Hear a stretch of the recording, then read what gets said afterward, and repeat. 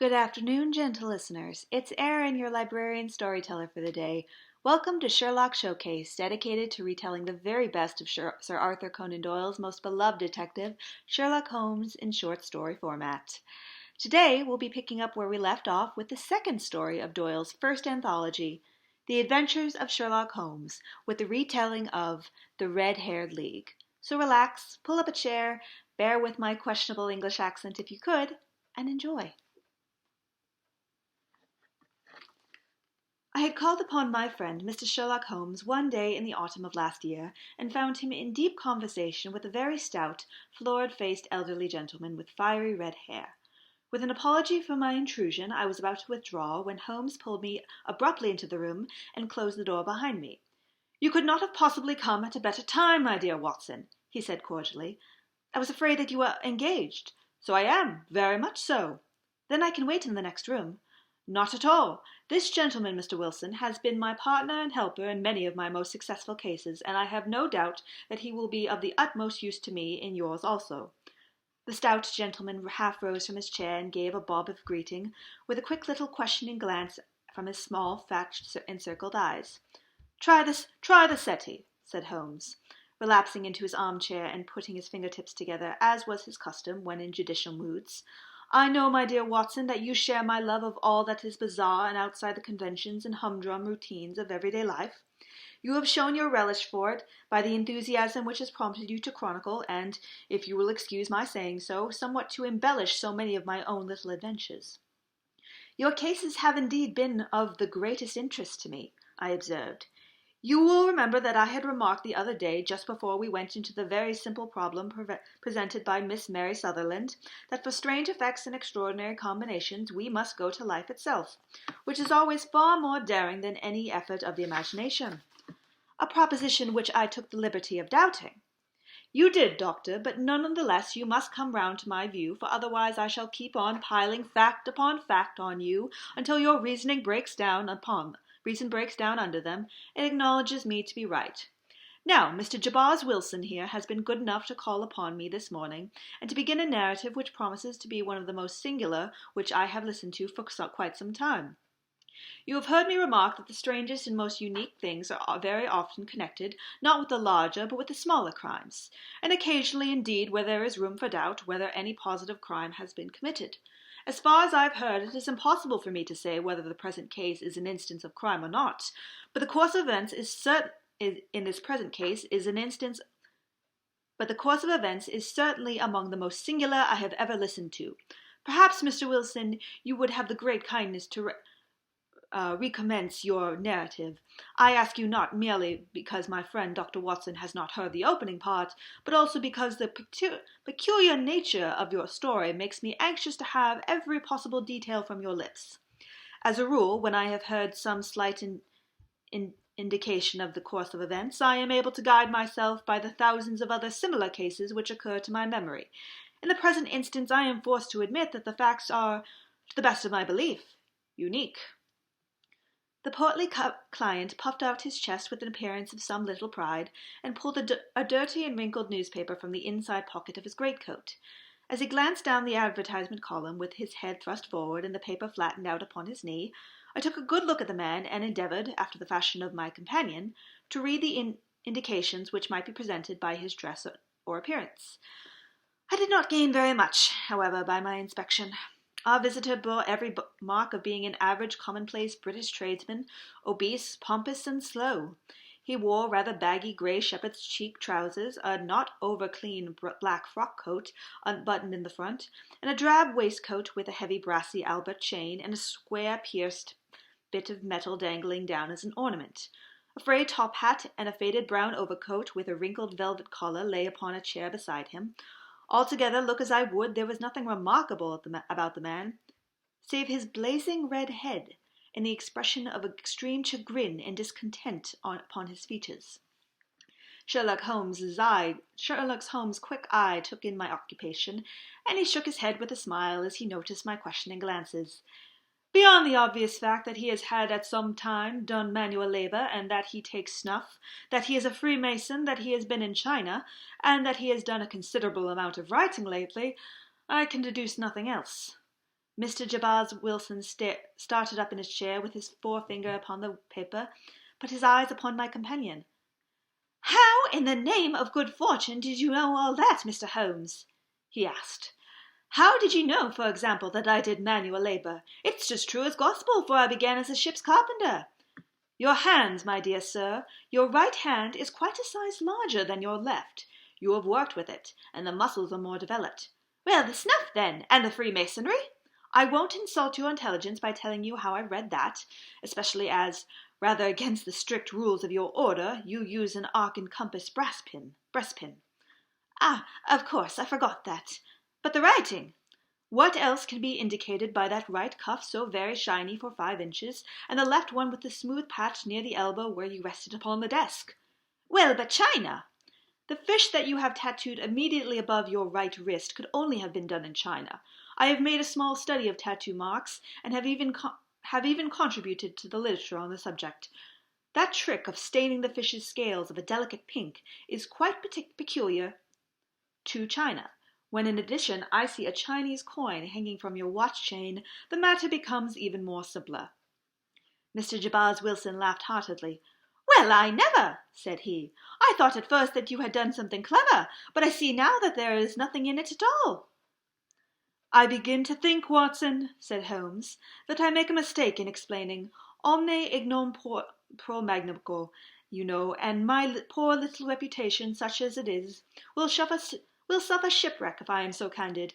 Can you not find the advertisement, Mr. Wilson? Yes, I have got it now, he answered with his thick red finger planted halfway down the column. Here it is. This is where it all began. You just read it for yourself, sir. I took the paper from him and read as follows. To the Red-Headed League, on account of the bequest of the late Ekesia Hopkins of Lebanon, Pennsylvania, USA, there is now another vacancy open which entitles a member of the League to a salary of £4 a week for purely nominal services. All red-headed men who are of sound body and mind and above the age of 21 are eligible. Apply in person on Monday at 11 o'clock to Duncan Ross at the offices of the League, 7 Pope's Court, Fleet Street. What on earth does that mean? I ejaculated after I had twice read over the extraordinary announcement. Holmes chuckled and wriggled in his chair, as was his habit when in high spirits. It is a little off the beaten track, isn't it? Said he. And now, Mr. Wilson, off you go at scratch, and tell us all about yourself, your household, and the effect which this advertisement had upon your fortunes. You will first make a note, Doctor, of the paper and the date. It is the Morning Chronicle of April 27th, 1890. Just 2 months ago. Very good. Now, Mr. Wilson. Well, it is just as I have been telling you, Mr. Sherlock Holmes, said Jabaz Wilson, mopping his forehead. I have a small pawnbroker's business in Coburg Square near the city. It is not a very large affair, and of late years it has not done more than just keep me a living. I used to be able to keep 2 assistants, but now I only keep 1, and I would have a job to pay him, but that he is willing to come for half wages so as to learn the business. What is the name of this obliging youth? Asked Sherlock Holmes. His name is Vincent Spaulding, and he's not such a youth either. It's hard to say his age. I should not wish a smarter assistant, Mr. Holmes, and I know very well that he could better himself and earn twice what I am able to give him. But after all, if he is satisfied, why should I put ideas in his head? Why, indeed. You seem most fortunate in having an employee who comes under the full market price. It is not a common experience among employers at this age. I don't know that your assistant is not as remarkable as your advertisement. Oh, he has his faults too, said Mr. Wilson. Never was such a fellow for photography, snapping away with a camera when he ought to be improving his mind, and then diving down into the cellar like a rabbit into its hole to develop his pictures. That is his main fault, but on the whole he's a good worker. There's no vice in him. He is still with you, then, I presume? Yes, sir. He and a girl of 14 who does a bit of simple cooking and keeps the place clean. That's all I have in the house, for I am a widower and never had any family. We live very quietly, sir, the 3 of us, and we keep a roof over our heads and pay our debts if we do nothing more.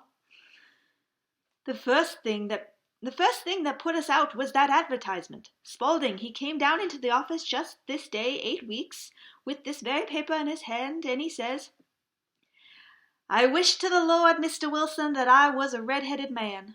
"Why's that?" I asks. "Why," says he, "here's another vacancy on the League of the Red-Headed Men. It's worth quite a little fortune to any man who gets it, and I understand that there are more vacancies than there are men, so that the trustees are at their wits' end to what to do with all the money. If my hair would only change color, here's a nice little crib all ready for me to step into." "Why, what is it then?" I asked. "You see, Mr. Holmes, I am a very stay-at-home man, and as my business came to me instead of my having to go to it, I was often weeks on end without putting my foot over the doormat. In that way I didn't know much of what was going on outside, and I was always glad of a bit of news." "Have you never heard of the League of Red-Headed Men?" he asked, with his eyes open. "Never. Why, I wonder at that, for you are eligible enough for one of the vacancies." "And what are they worth?" I asked. "Oh, merely a couple of hundred a year, but the work is slight, and it need not interfere very much in one's other occupations." Well, you can easily think that made me prick my ears up, for the business had not been over good for some years, and an extra couple of hundred would have been very handy. "Tell me all about it," said I. "Well," said he, showing me the advertisement, you can see for yourself that the League has a vacancy, and there's the address where you should apply for particulars.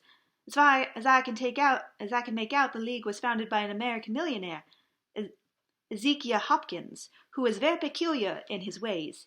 He was himself red-headed and had a great sympathy for all red-headed men, so when he died it was found that he had left his enormous fortunes in the hands of trustees, with instructions to apply the interest to the providing of easy berths to men whose hair is of that color.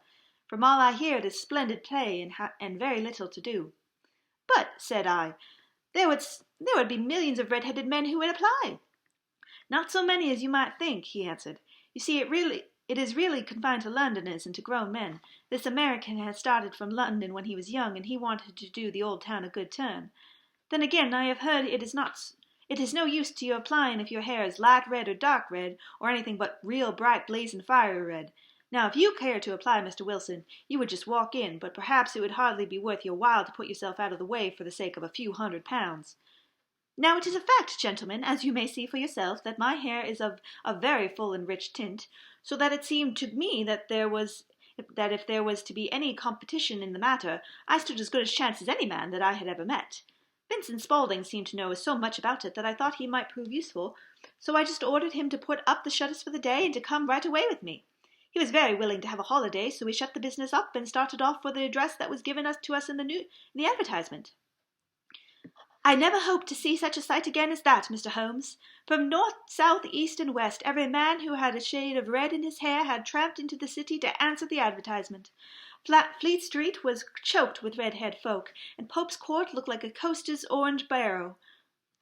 I should not have thought that there were so many in the whole country as were brought together by that single advertisement. Every shade of colour there were: straw, lemon, orange, brick, Irishetta, liver, clay. But as Spaulding said, there were not many who had the same vivid flamed-coloured tint. When I saw how many were waiting, I would have given up in despair, but Spaulding would not hear of it. How he did it I cannot imagine, but he pushed and pulled and butted until he got me through the crowd and right up to the steps which led to the office. There was a double stream upon the stair, some going up in hope and some coming back down dejected, but we wedged up in as well as we could and soon found ourselves in the office. "Your experience has been a most entertaining one," remarked Holmes as his client paused and refreshed his memory with a huge pinch of snuff. "Pray continue your very interesting statement." "There was nothing in that office but a couple of wooden chairs and a deal table, behind which sat a small man with a head that was even redder than mine.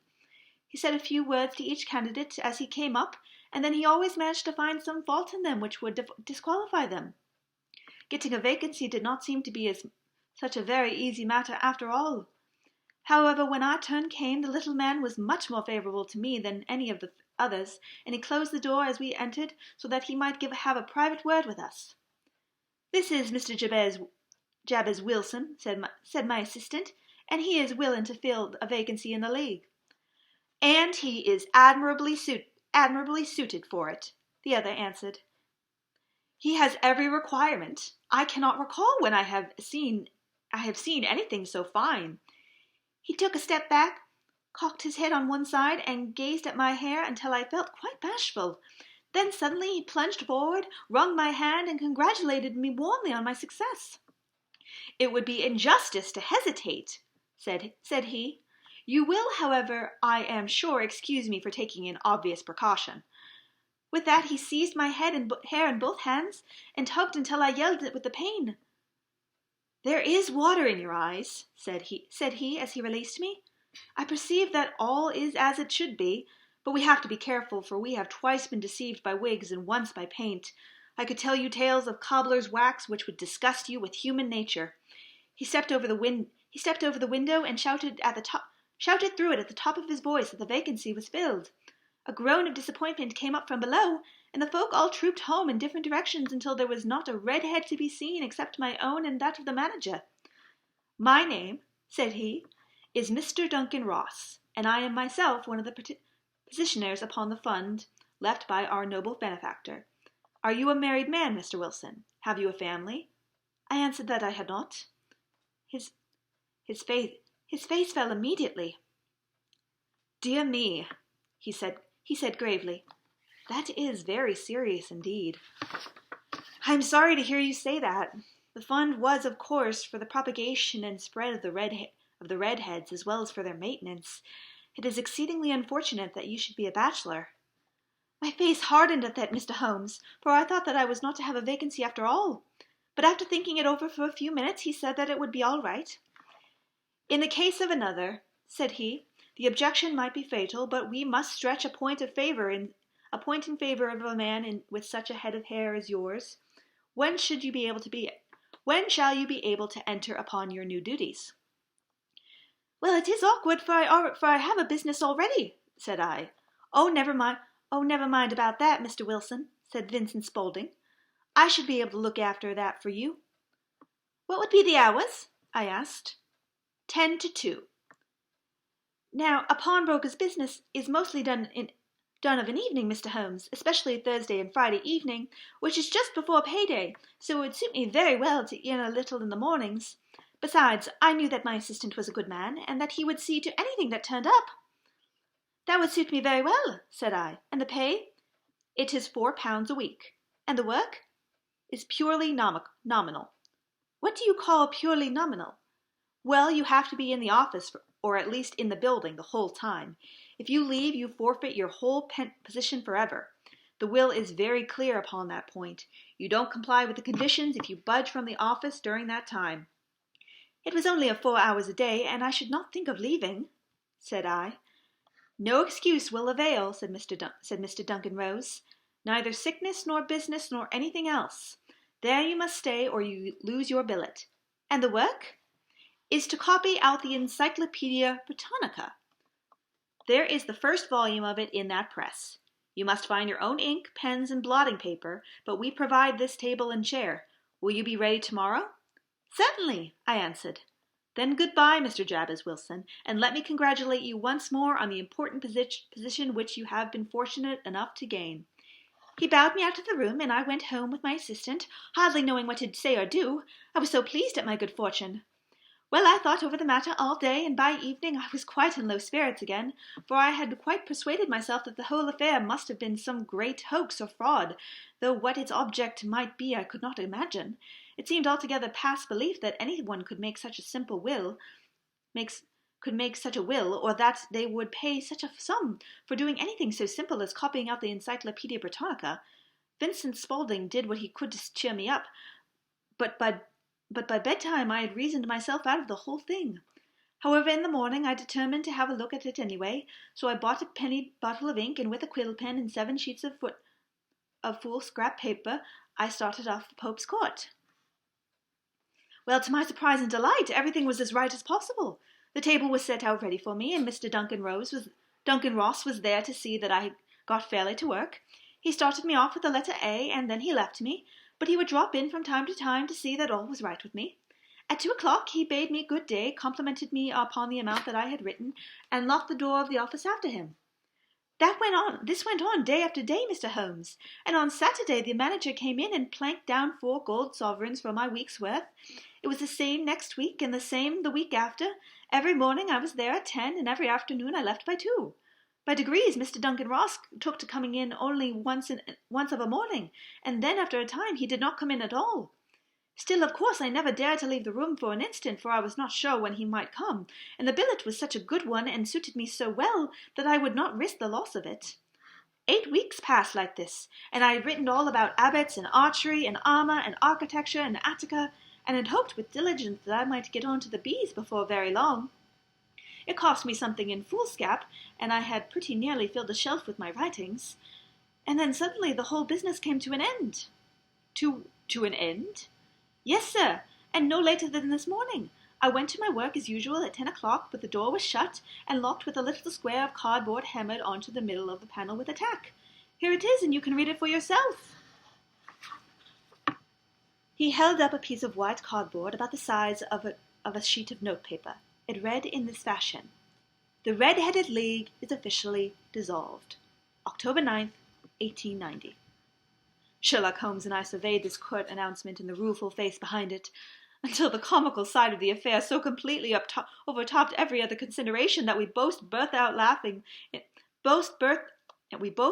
out in a roar of laughter.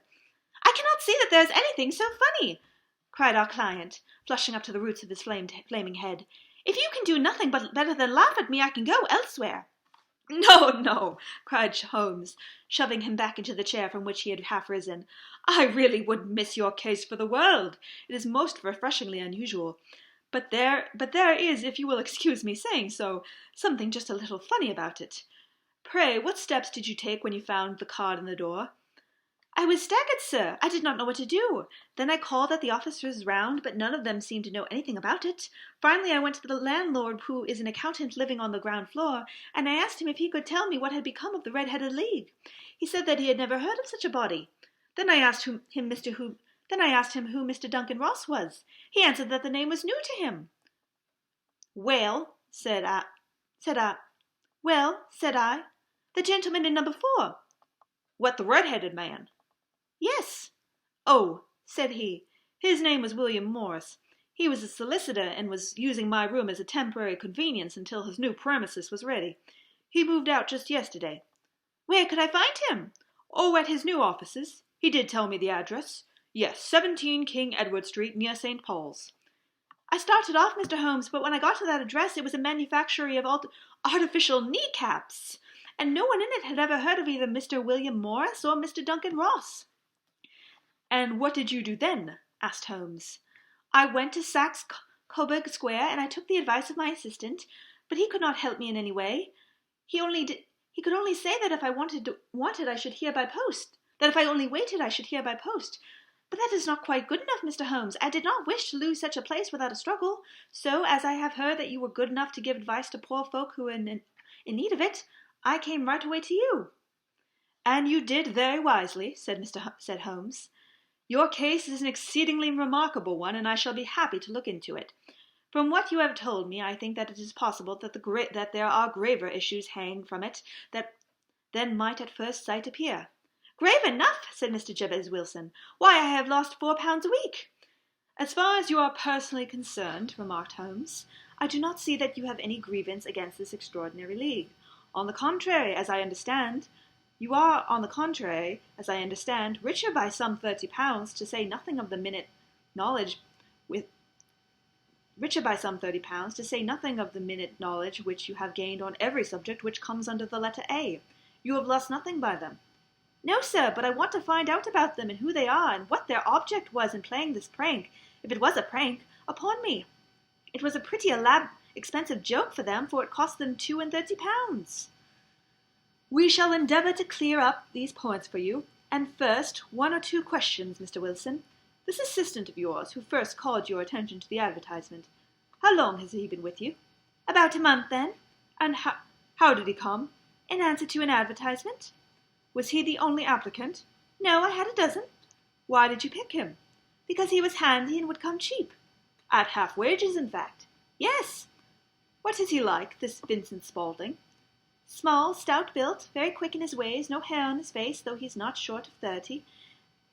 Has a white splash of acid upon his forehead." Holmes sat up in his chair in considerable excitement. "I thought as much," said he. "Have you ever observed that his ears are pierced for earrings?" "Yes, sir. He told me that a gipsy had done it for him when he was a lad." Said Holmes, sitting back in deep thought. "He is still with you?" "Oh, yes, sir. I have only just left him." "And has your business been attended to in your absence?" "Nothing to complain of, sir. There's never very much to do of a morning." "That will do, Mr. Wilson. I shall be happy to give you the opinion of the subject in the course of a day or two. Today is Saturday, and I hope that by Monday we may come to a conclusion." "Well, Watson," said Holmes, when our visitor had left us, "what do you make of it?" "I make nothing of it," I answered frankly. "It is the most mysterious business." "As a rule," said Holmes, "the most bizarre a thing is, the less mysterious it proves to be. It is your commonplace, featureless crimes which are really puzzling, just as commonplace face is the most difficult to identify. But I must be prompt over this matter." "What are you going to do?" I asked. "To smoke," he answered. "It is quite a three-pipe problem, and I beg that you won't speak to me for 50 minutes. He curled himself up in his chair with his thin knees drawn up to his hawk-like nose, and there he sat with his eyes closed and his black clay pipe thrusting out like the bill of some strange bird. I had come to the conclusion that he had dropped asleep, and indeed was nodding myself, when he suddenly sprang out of his chair with the gesture of a man who had made up his mind, and put his pipe down upon the mantelpiece. "Samoset plays in the St. James Hall this afternoon," he remarked. "What do you think, Watson? Could your patient spare you for a few hours?" "I have nothing to do today. My practice is never very absorbing." "Then put on your hat and come. I am going through the city first, and we can have some lunch on the way. I observe that there is a good deal of German music on the programme, which is rather more to my taste than Italian or French. It is introspective, and I want to introspect. Come along." We travelled by the Underground as far as Aldersgate, and a short walk took us to Saxe Coburg Square, the scene of the singular story which we had listened to in the morning. It was a poky little shabby genteel place, where 4 lines of dingy 2-storied brick houses looked out into a small railed-in enclosure, where a lawn of weekly grass and a few clumps of faded laurel bushes made a hard fight against a smoke-laden and unconjugal atmosphere. 3 gilt balls and a brown board with "Jabez Wilson" in white letters upon a corner house announced the place where our red-headed client carried on his business. Sherlock Holmes stopped in front of it, with his head on one side, and looked at it all, with his eyes shining brightly between puckered lips. Then he walked slowly up the street, and then again to the corner, still looking keenly at the houses. Finally he returned to the pawnbroker's, and, having thumped vigorously on the pavement with his stick 2 or 3 times, he went up to the door and knocked. It was instantly opened by a bright-looking, clean-shaven young fellow, who asked him to step in. "Thank you," said Holmes. "I only wished to ask you how you would go from here to the Strad." "Third right, fourth left," answered the assistant politely, closing the door. "Smart fellow, that," observed Holmes as we walked away. "He is, in my judgment, the 4th smartest man in London, and for daring I am not sure that he has not a claim to be third. I have known something of him before." "Evidently," said I. "Mr. Wilson's assistant counts for a good deal in this mystery of the Red-Headed League. I am sure that you inquired your way merely in order that you might see him." "Not him." "What then?" "The knee of his trousers." "And what did you see?" "What I expected to see." "Why did you beat the pavement?" "My dear doctor, this is a time for observation, not for talk. We are spies in an enemy's country. We know something of Saxe Coburg Square. Let us now explore the parts which lie behind it." The road in which we found ourselves as we turned round the corner from the retired Saxe Coburg Square presented as great a contrast to it as the front of a picture does to the back. It was one of the main arteries which conveyed the traffic of the city to the north and west. The roadway was blocked with the immense stream of commerce flowing in a double tide inward and outward, while the footpaths were black with the hurrying swarm of pedestrians. It was difficult to realize, as we looked at the line of fine shops and stately business premises, that they really abutted on the other side upon the faded and stagnant square which we had just quitted. "Let me see," said Holmes, standing at the corner and glancing along the line. "I should like to remember the order of the houses here. It is a hobby of mine to have an exact knowledge of London. There is Mortimer's, the tobacconist, the little newspaper shop, the Coburg branch of the City and Suburban Bank, the Vegetarian Restaurant, and McFarlane's carriage building depot. That carries us right on to the other block. And now, Doctor, we've done our work, so it's time we had some play. A sandwich and a cup of coffee, and then off to Violin Land, where all is sweetness and delicacy and harmony, and there are no red-headed clients to vex us with their conundrums." My friend was an enthusiastic musician, being himself not only a very capable performer, but a composer of no ordinary merit. All the afternoon he sat in the stalls, wrapped in the most perfect happiness, gently waving his long, thin fingers in time to the music, while his gently smiling face and his languid, dreamy eyes were as unlike those of Holmes, the sleuth-hound, Holmes, the relentless, keen-witted, ready-handed criminal agent, as it was possible to conceive. In his singular character the dual nature alternately asserted itself, and his extreme exactness and astuteness represented, as I have often thought, the reaction against the poetic and contemplative mood which occasionally predominated in him. The swing of his nature took him from extreme languor to devouring energy, and, as I knew well, he was never so truly formidable as when, for days on end, he had been lounging in his armchair amid his improvisations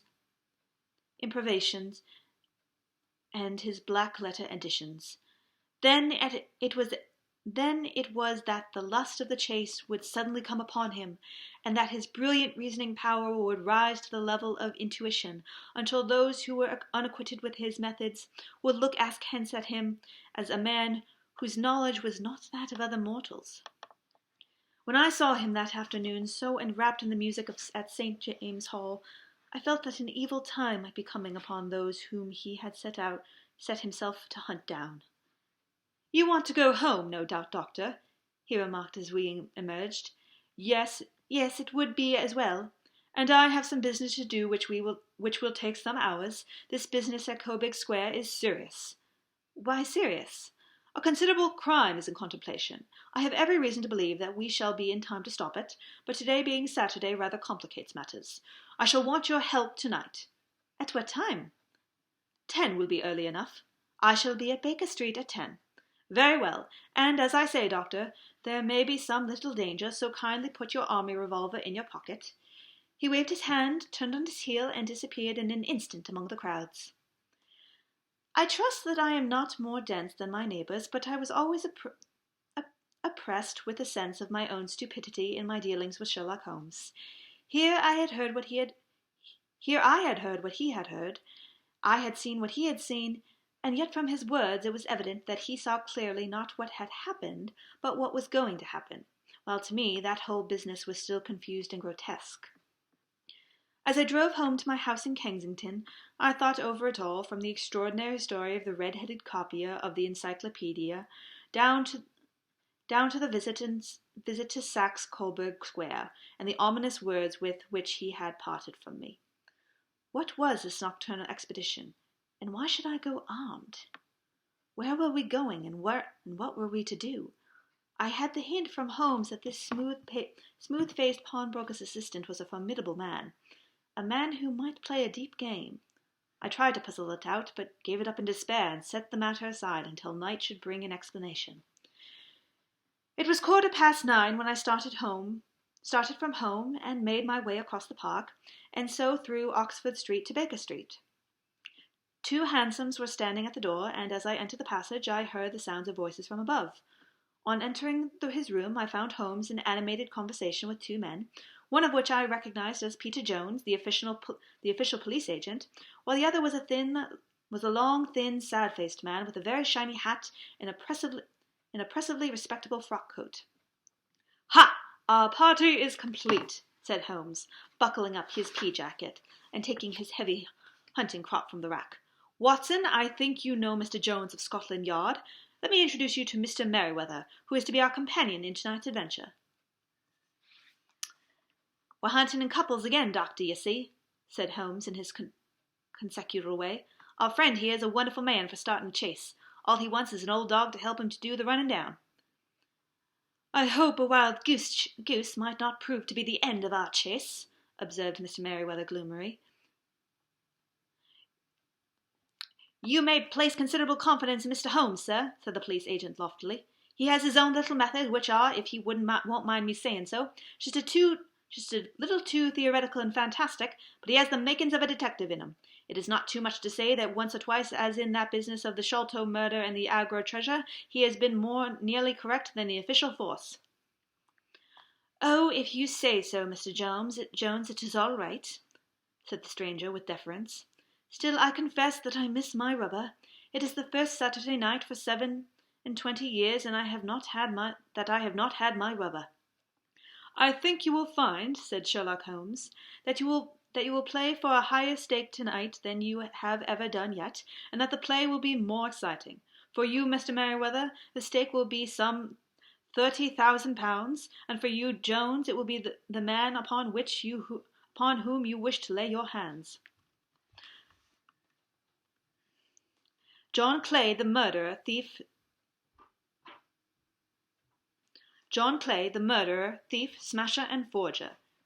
He's a young man, Mr. Merryweather, but he is at the head of his profession, and I would rather have my bracelets on him than on any other criminal in London. He is a remarkable man, is young John Clay. His grandfather was a royal duke, and he himself has been to Eton and Oxford. His brain is as cunning as his fingers, and though we meet signs of him at every turn, we never know where to find the man himself. He'll crack a crib in Scotland one week and be raising money to build an orphanage in Cromwell the next. I've been on his track for many a years and never set eyes on him yet. I hope that I might have the pleasure of introducing you tonight. I have had one or two little turns also with Mr. John Clay, and I agree with you that he is at the head of his profession. It is past 10, however, and quite time that we started. If you two will take the first hansom, Watson and I will follow in the second." Sherlock Holmes was not very communicative during the long drive, and lay back in the cab humming the tunes which he had heard in the afternoon. We rattled through an endless labyrinth of gas-lit streets until we emerged into Farrington Street. "We are close, then," my friend remarked. "This fellow Merryweather is a bank director, and personally interested in the matter. I thought it as well to have Jones with us also. He is not a bad fellow, though an absolute imbecile in his profession. He has one positive virtue: he is as brave as a bulldog and as tenacious as a lobster if he gets his claws upon anyone. Here we are, and they are waiting for us." We had reached the same crowded thoroughfare in which we had found ourselves in the morning. Our cabs were dismissed, and following the guidance of Mr. Merryweather, we passed down a narrow passage and through a side door, which he opened for us. Within there was a small corridor, which ended in a very massive iron gate. This also was opened, and led down a flight of winding stone steps, which terminated at another formidable gate. Mr. Merryweather stepped to light a lantern, and then conducted us down a dark, earth-smelling passage, and so, after opening a third door into a huge vault or cellar, which was piled all round with crates and massive boxes. "You are not very vulnerable from above," Holmes remarked as he held up the lantern and gazed about him. Nor from below," said Mr. Merryweather, striking his stick upon the flags which lined the floor. "Why, dear me, it sounds quite hollow," he remarked, looking up in surprise. "I must really ask that you be a little more quiet," said Holmes severely. "You have already imperiled the whole success of our expedition. Might I beg you that you would have the goodness to sit down upon one of those boxes and not to interfere?" The sullen Mr. Merryweather perched himself upon a crate, with a very injured expression upon his face, while Holmes fell upon his knees upon the floor, and, with a lantern and a magnifying glass, began to examine minutely the cracks between the stones. A few seconds sufficed to satisfy him, for he sprang to his feet again and put his glass in his pocket. We have at least an hour before us," he remarked, "for they can hardly take any steps until the good pawnbroker is safely in bed. Then they will not lose a minute, for the sooner they do their work the longer time they will have for their escape. We are at present, Doctor, as no doubt you have divined, in the centre of the City branch of one of the principal London banks. Mr. Merriweather is the chairman of directors, and he will explain to you that there are reasons why the more daring criminals of London should take considerable interest in this cellar at present." "It is our French gold," whispered the director. "We have had several warnings that an attempt should be made upon us." "Your French gold?"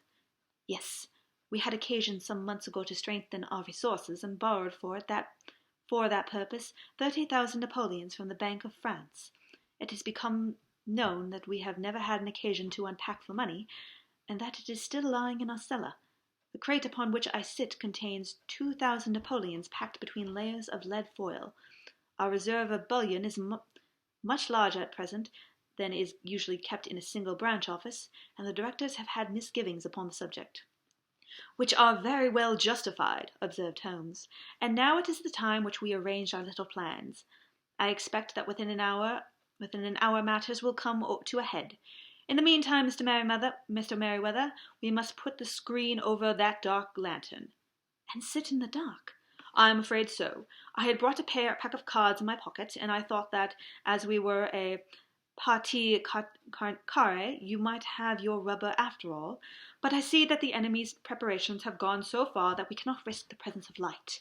And first of all, we must choose our positions. These are daring men, and though we shall take them at disadvantage, they may do us some harm unless we are careful. I shall stand behind this crate, and do you conceal yourselves behind those. Then, when I flash a light upon them, close in swiftly. If they fire, Watson, have no compunction about shooting them down." I placed my revolver, cocked, upon the top of the wooden case behind which I crouched. Holmes shot the slide across the front of his lantern, and left us in pitch darkness. Such an absolute darkness that I have never before experienced. The smell of hot metal remained to assure us that the light was still there, ready to flash out at a moment's notice. To me, with my nerves worked up to a pinch of expectancy, there was something depressing and subduing in the sudden gloom, and in the cold, dank air of the vault. "They have but one retreat," whispered Holmes. "That is back through the house into Saxe-Coburg Square. I hope that you have done what I asked you, Jones." I have an inspector and two officers waiting at the front door." "Then we have stopped all the holes, and now we must be silent and wait." What a time it seemed! From comparing notes afterwards, it was but an hour and a quarter, yet it appeared to me that the night must have almost gone, and the dawn must be breaking upon us. My limbs were weary and stiff, for I feared to change my position, yet my nerves were worked up to the highest pitch of tension, and my hearing was so acute that I could not only hear the gentle breathing of my companions, but I could distinguish the deeper, heavier in-breath of the bulky Jones, and the thin, sighing nose of the bank director. From my position I could look over the case in the direction of the floor. Suddenly, my eyes caught the glint of a light. At first, it was but a lurid spark upon the stove pavement. Then it lengthened out until it became a yellow line, and then, without any warning or sound, a gash seemed to open and a hand appeared, a white, almost womanly hand, which felt about in the center of the little area of light. For a minute or more the hand, with its writhing fingers, protruded out of the floor. Then it was withdrawn as suddenly as it appeared, and all was dark again, save the single lurid spark which marked a chink between the stones. Its disappearance, however, was but momentary. With a rending, tearing sound, one of the broad white stones turned over upon its side, and left a square, gaping hole, through which streamed the light of a lantern. Over the edge there peeped a clean-cut, boyish face, which looked keenly about it, and then, with a hand on either side of the aperture, drew itself shoulder-high and waist-high, until one knee rested upon the edge. In another instant he stood at the side of the hole, and was hauling after him a companion, lithe and small like himself, with a pale face and a shock of very red hair. "It's all clear," he whispered. "Have you the chisel and the bags?" "Great Scott! Jump, Archie, jump, and I'll swing for it." Sherlock Holmes had sprung out and seized the intruder by the collar. The other dived down the hall, and I heard the sound of rending cloth as Jones clutched at his skirts. The light flashed upon the barrel of a revolver, but Holmes's hunting crop came down on the man's wrist, and the pistol clinked upon the stone clay. "It's no use, John Clay," said Holmes blandly. "You have no chance at all." "So I see," the other answered with the utmost coolness. "I fancy that my pal is all right, though I see that you have got his coat-tails." "There are 3 men waiting for you. There are 3 men waiting for him at the door," said Holmes. "Oh, indeed. You seem to have done the thing very completely. I must compliment you." "And you," Holmes answered. "Your red-headed idea was very new and effective." You'll see your pal again presently," said Jones. "He's quicker at climbing down holes than I am. Just hold out while I fix the debris." "I beg that you will not touch me with your filthy hands," remarked our prisoner, as the handcuffs clanked upon his wrists. "You may not be aware that I have royal blood in my veins. Have the goodness also, when you address me, always to say 'sir' and 'please.'" "All right," said Jones with a stare and a snigger. "Well, would you please, sir, march upstairs where we can get a cab to carry your highness to the police station?" "That is better," said John Clay serenely.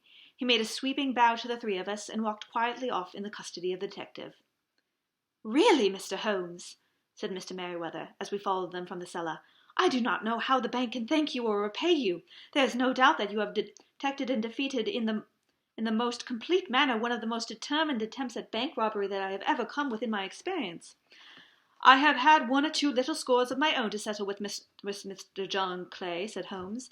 "I have been at some small expense over this matter, which I shall expect the bank to refund, but beyond that I am amply repaid by having an experience which in many ways unique, and by hearing the very remarkable narrative of the Red-Headed League."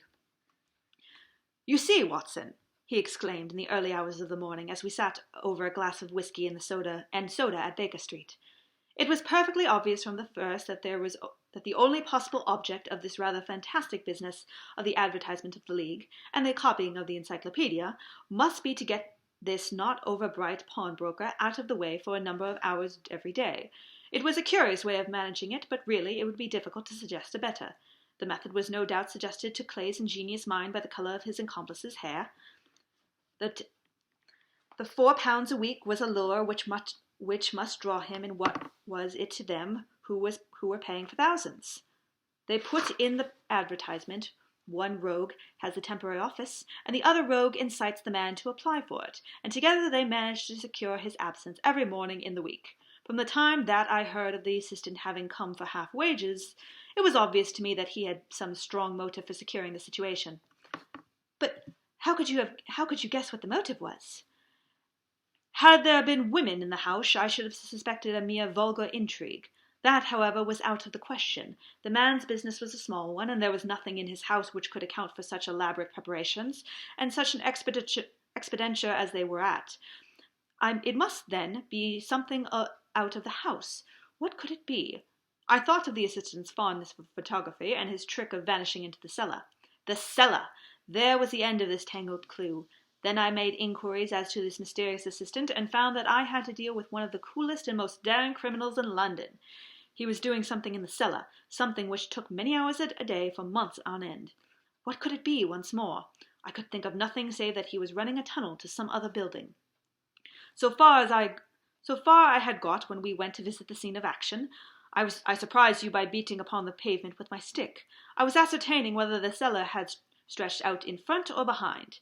It was not out in front. Then I rang the bell, and as I hoped, the assistant answered it. We have had some skirmishes, but we had never set eyes upon each other before. I hardly looked at his face.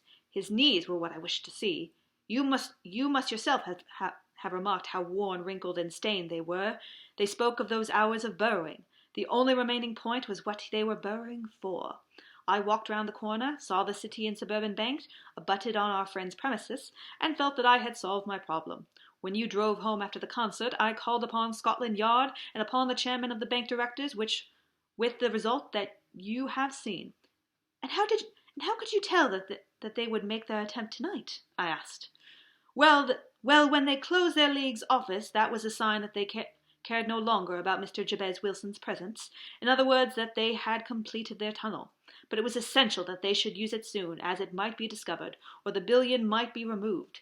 Saturday would suit them better than any other day, as it would give them 2 days for their escape. For all those reasons, I expected them to come tonight. You reasoned it out beautifully, I exclaimed in unfeigned admiration. It is so long a chain, and yet every link rings true. It saved me from an ennui, he answered, yawning. Alas, I already feel it closing in upon me. My life is spent in one long effort to escape from the commonplace of existence. These little problems help me to do so. And you are a benefactor of the race, said I. He shrugged his shoulders. Well, perhaps, after all, it is of some little use, he remarked. Le homme c'est rien, le vol c'est tout, as Gustave Flaubert wrote to George Sand. And that is all we have for the day. Thank you so much for joining me. Come back next time for the next story, and I hope to see you soon, gentle listeners. Have a good one.